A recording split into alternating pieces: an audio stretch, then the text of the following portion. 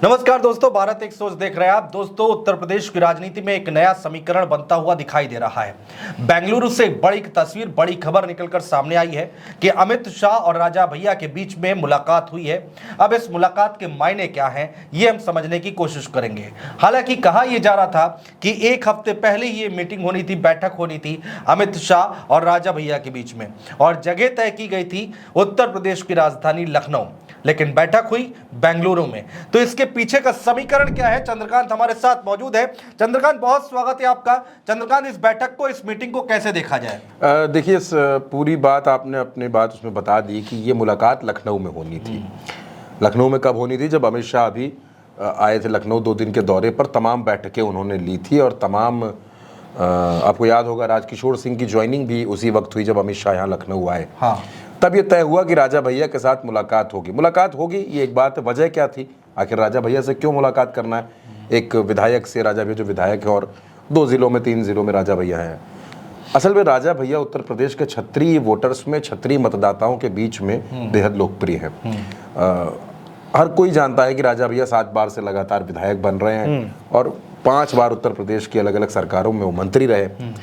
राजा भैया का होल्ड सिर्फ वोटर्स पर है ऐसा नहीं है। उत्तर प्रदेश के तमाम क्षत्रिय नेता जो विधायक हो सकते हैं, सांसद हो सकते हैं, उन पर भी राजा भैया का कमांड है, उन पर होल्ड है। यानी ठाकुर समाज। हाँ, ठाकुर समाज के एक, आप ये कह सकते हैं कि सर्वमान्य और लोकप्रिय नेता राजा भैया हैं। एक बात। दूसरी बात यह है कि राजा भैया को मनाना क्यों जरूरी था? 27 फरवरी को अनुज जी राज्यसभा चुनाव के लिए क्रॉस वोटिंग होती है।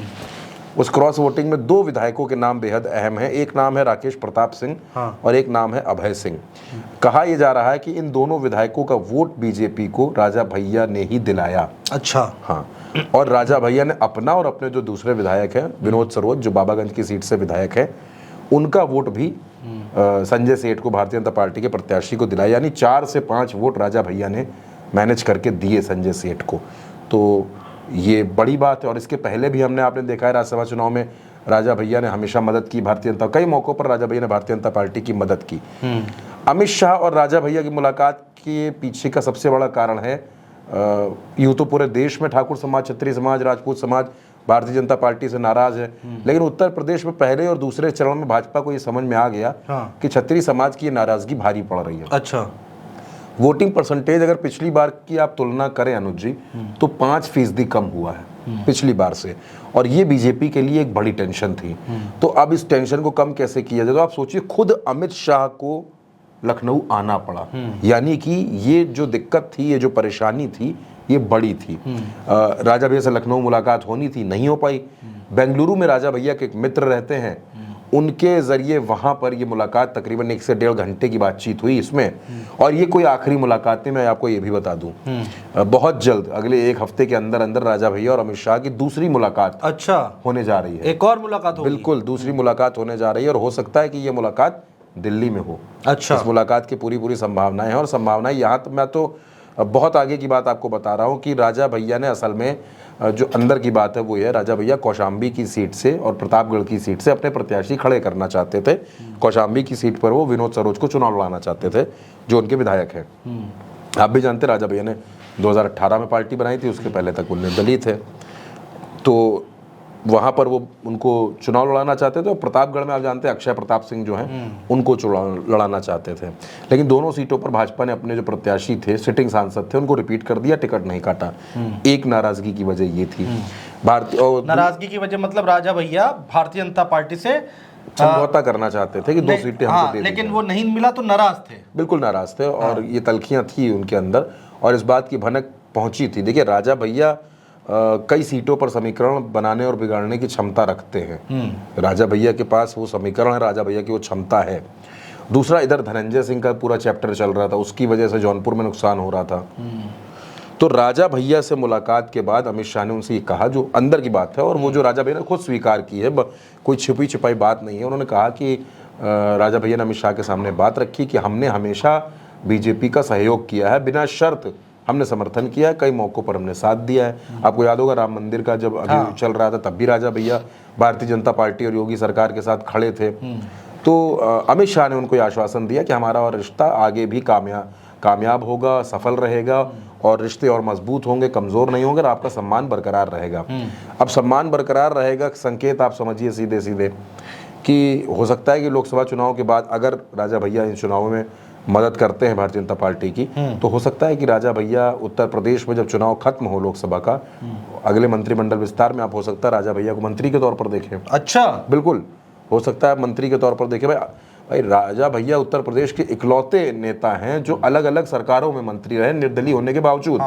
चाहे वो कल्याण सिंह की सरकार रही हो, राजनाथ सिंह की सरकार रही हो, राम प्रकाश गुप्ता की सरकार रही, मुलायम सिंह की सरकार रही, अखिलेश यादव की सरकार रही, इन 5 मुख्यमंत्रियों के साथ उन्होंने काम किया है बतौर मंत्री। बस मायावती से नहीं बन पाई। हाँ, मायावती से उनकी नहीं बन पाई। और अब जो ये जो समीकरण बन के आया है, ये ठाकुर वोटर्स की नाराजगी दूर करने के लिए, क्योंकि अनुज जी उत्तर प्रदेश में 6 से 7% ठाकुर वोट है जो चुनाव को काफी हद तक प्रभावित करता है। उसको मैनेज करने के लिए राजा भैया से अमित शाह की मुलाकात हुई और बहुत जल्द अमित शाह और राजा भैया की दूसरी मुलाकात भी आप देखेंगे। और अगर प्रतापगढ़ और कौशाम्बी में अभी चुनावी प्रचार चल रहा है, अगर वहाँ योगी जी जाते हैं या अमित शाह जाते हैं या नरेंद्र मोदी जाते हैं, तो कोई बड़ी बात नहीं होगी कि राजा भैया आपको उस मंच पर नजर आए। नहीं, तो अब आप ये कह रहे हैं कि यहाँ पर इस मुलाकात के बाद नाराजगी पूरी तरीके से दूर हो गई है राजा भैया की और सपोर्ट करते हुए दिखाई देंगे मैं वही कह रहा हूँ, हो सकता है कि आपको मंच पर नजर आ जाए, या हो सकता है कि किसी रोड शो में किसी कार्यक्रम में नजर आ जाए, या राजा भैया भाषण देते हुए नजर आए। क्योंकि अमित शाह से मुलाकात का मतलब भारतीय जनता पार्टी में बहुत कुछ होता है। अमित शाह से मुलाकात का मतलब है कि आश्वासन जो भी मिला होगा मजबूत आश्वासन मिला होगा, कोई कमजोर नहीं होगा।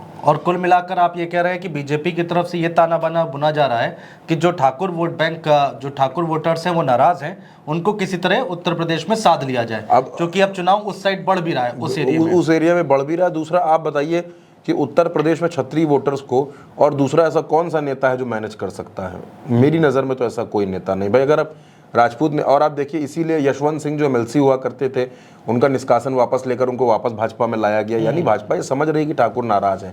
जिस तरीके से जौनपुर में एपिसोड घटनाक्रम चल रहा है, धनंजय सिंह ने टिकट लौटा दिया कि टिकट काट दिया, वो तमाम प्रकरण जो चल रहे हैं, ब्रजभूषण सिंह अपने टिकट में उलझे हुए हैं, तो आपके पास कोई ठाकुर नेता मजबूत आपकी नजर में आता नहीं है। आप देखिए राकेश प्रताप सिंह और अभय सिंह 2 मजबूत ठाकुर नेता हैं उत्तर प्रदेश में, और दोनों को क्रॉस वोटिंग करा करके लाया गया। राकेश प्रताप सिंह तो स्मृति ईरानी के लिए घूम भी रहे हैं अमेठी में। तो यानी कि बीजेपी ये समझ रही है कि राजपूत, क्योंकि वो राजपूत है जिन्होंने 95% इनका वोट जो है वो बीजेपी को गया है।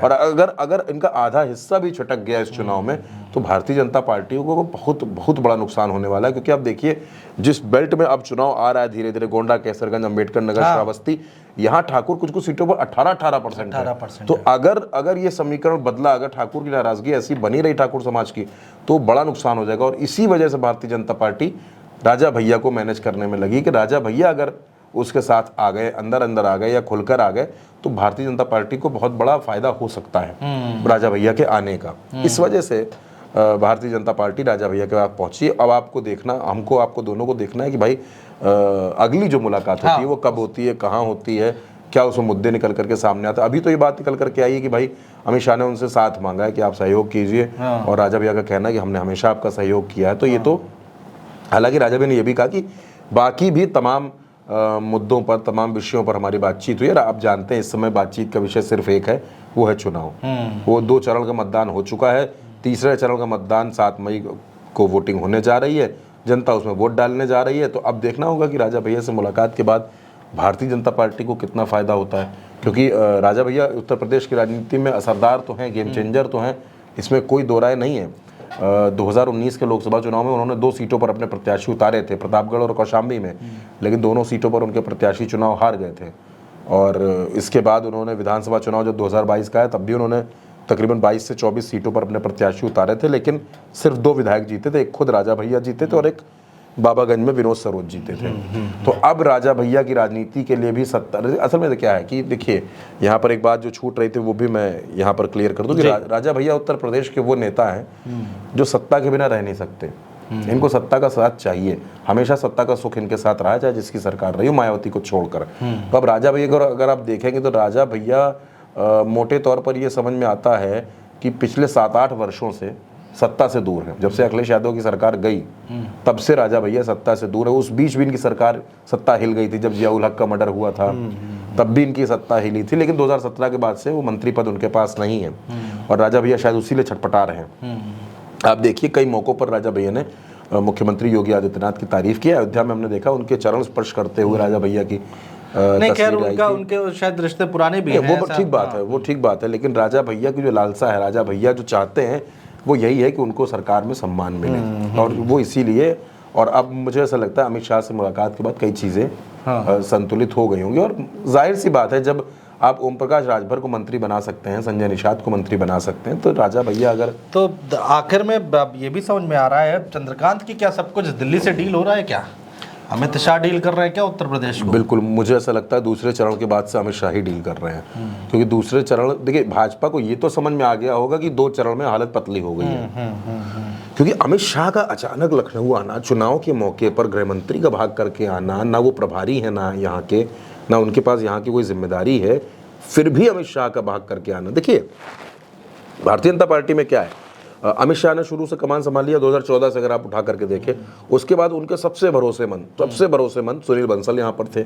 आज की तारीख में दोनों नहीं है। आज की तारीख में प्रभारी कौन है? बैजयंत पांडा। बैजयंत पांडा भी दूसरे दल से आए हुए नेता है, वो भारतीय जनता पार्टी के उस सिनेरियो को उतना समझ नहीं पा रहे हैं। अब क्या है, अमित शाह ने यहाँ एक एक सीट पर अपने घोड़ा गणित लगा रखा है कि हमको, क्योंकि देखिए अमित शाह भले ही गुजरात की राजनीति करते हैं, गुजरात से आते हैं, लेकिन उनका जो फोकस एरिया है वो यूपी है। वो जानते हैं कि अगर यूपी हिला तो बहुत कुछ हिलेगा। इसी वजह से हमेशा आप देख रहे हैं, हम भी देख रहे हैं कि लगातार उत्तर प्रदेश को लेकर वो बहुत ज्यादा फोकस्ड रहते हैं। अभी उन्होंने मैनपुरी में रैली की, चुनावी रैली की, यानी अमित शाह का जो चुनाव से पहले भी देखिए उन्होंने दारा सिंह से मुलाकात की, उन्होंने ओपी राजभर से मुलाकात की। तमाम उत्तर प्रदेश से जुड़े हर पहलू पर, हर घटना पर, हर मुद्दे पर अमित शाह की नज़र रहती है, और वो बनाए रखते हैं अपनी नज़र को, देखते रहते हैं कि उत्तर प्रदेश में क्या कुछ चल रहा है। और ठीक भी है, पॉलिटिकल लीडर है और वो अपने तरीके से काम कर रहे हैं, लेकिन अब दूसरी मीटिंग जब होगी, जब दूसरी बैठक होगी, उसमें देखना होगा कि क्या कुछ निकल कर आता है। बहुत दिलचस्प है देखना। इस खबर पर हमारी नजर आगे भी बनी रहेगी, ऐसी हम छोटे छोटे विश्लेषण आपके लिए लाते रहेंगे। फिलहाल दीजिए इजाजत, बहुत शुक्रिया।